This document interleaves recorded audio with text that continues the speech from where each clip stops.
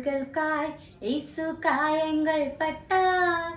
உன் அக்கிரமங்களுக்காய் அவர் நொறுக்கப்பட்டார். உனக்காகவே அடிக்கப்பட்டார். உன்னை உயர்த்த தன்னை தாழ்த்தினார். உன்னை உயர்த்த தன்னை தாழ்த்தினார். இயேசு கிறிஸ்துவின் அன்பு என்றும் மாறாதது. இயேசு கிறிஸ்துவின் மாறா கிருபை என்றும் குறையாதது. ஆமாங்க, இயேசு கிறிஸ்துவின் அன்பு என்றும் குறைந்து போகாதது.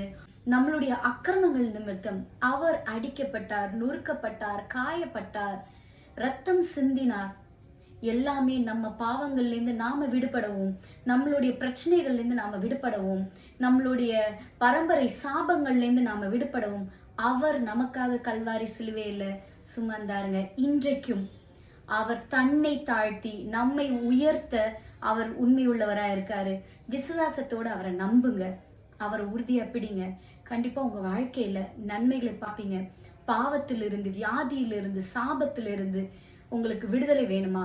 இயேசு ஒருவரே அதற்கான மெய்யான வழியா இருக்கிறார். God bless you.